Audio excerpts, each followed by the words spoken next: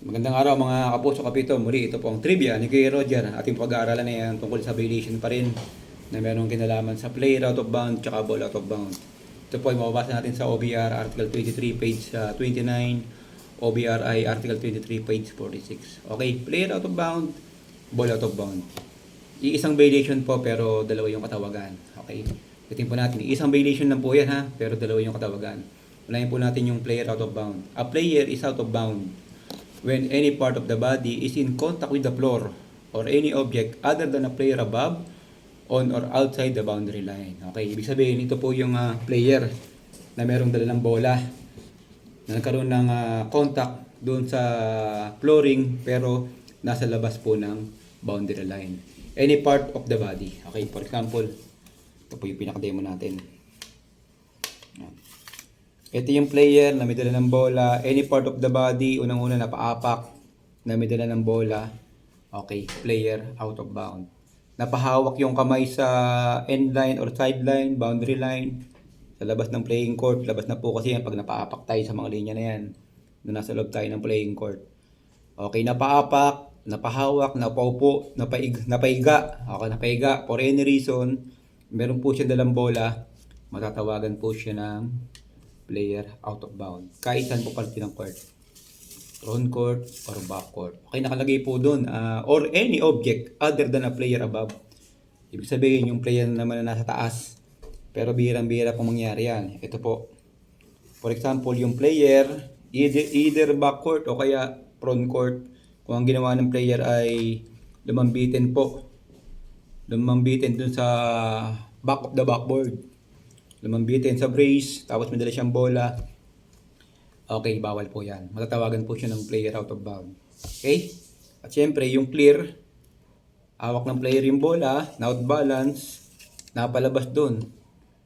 Okay, napalabas mismo sa yan, sa end line tsaka sideline, napalabas sa boundary line ng playing court. Okay, player out of bound. Okay, yan po yung isa sa mabilis na paliwanag. Ibig sabihin, once na yung player may dala ng bola, napalabas sa boundary line ng playing court, ang tawag po sa kanya ay player out of bound. Okay, yung pangalawa naman na isang out of bound natin, yung ball out of bound. Kailan po ba siya magiging ball out of bound? Ito naman, magiging ball out of bound when it touches. Ibig sabihin, pag tumama naman sa iba't ibang bullet po kasi ito, 1, 2, 3, tatlong bullet. Yung bullet number 1, a player or any other person who is out of bound. Yung daw player na nasa labas, tumama yung bola. Okay. Kanina po yung player out of bound natin, player na may dala ng bola sa loob ng playing court, napalabas sa boundary line, player out of bound. Ngayon naman po yung ball out of bound. Wala naman pong player. For example, ito yung bola. Wala mo na tayong player sa loob. Bola. Yung bola lumabas mismo sa yan, sa out of bound, doon sa linya, pero tumama doon sa player na nasa labas. Yan, ball out of bound. O kaya naman, yung player, ay yung bola, tumama doon sa table official. Table official, okay, ball out of bound. Yung bola tumama doon sa upuan. Okay, tumama, bumalik man yan o hindi, basta tumama, okay, ball out of bound. Ano pa, para mabilis po, any person who permitted to sit into the bench area ng isang team, basta tumama yung bola doon, okay, ang tawag po ay ball out of bound. Okay, yun yung pangalawa. Pangatlo, yung the backboard support, the back of the backboard, or any object above the court. Okay. Yung pangatlo naman, yung bola, for example, tumama naman dun sa backboard support. Ano mo yung backboard support? Yung brace. Yung mga brace niyan. For example, ito yung ring natin, yung board. Ito yung board natin. Meron siya mga brace dito sa likod. Yan. Mga brace. Pag tumama dito yung bola sa brace, yan. Okay, tumama sa brace. Violation yan. Ball out of bound. Ano pa?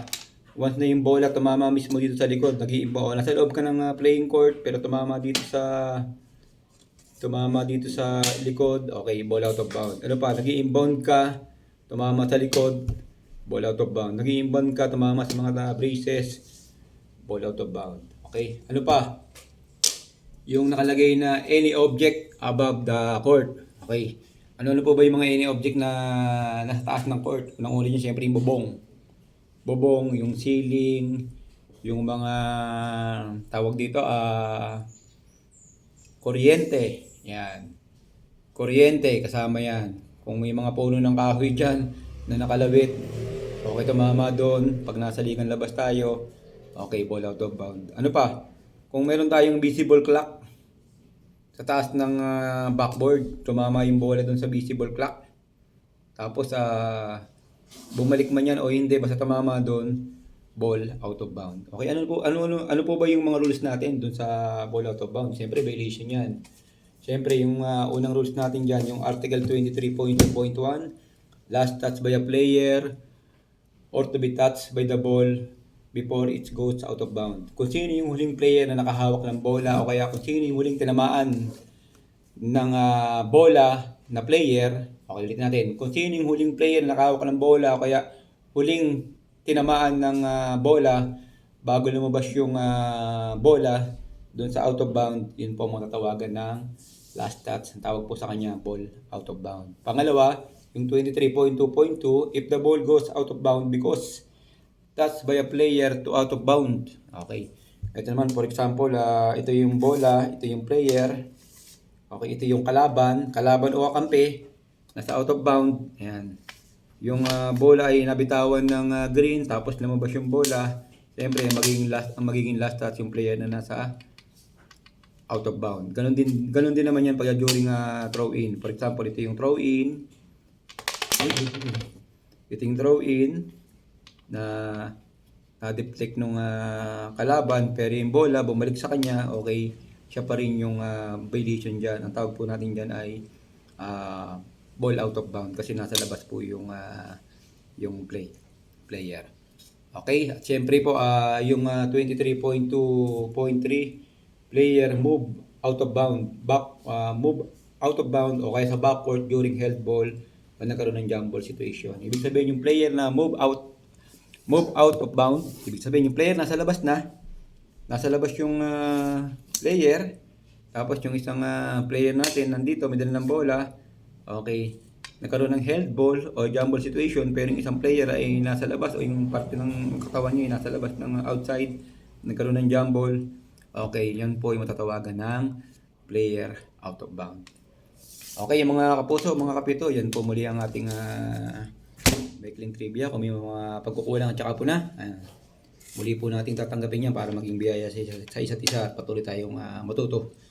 Okay, paki-like and share, comment po at subscribe ng ating mga video, paki-follow para po uli sa tuloy-tuloy nating mga video. Thank you very much, Kuya Roger.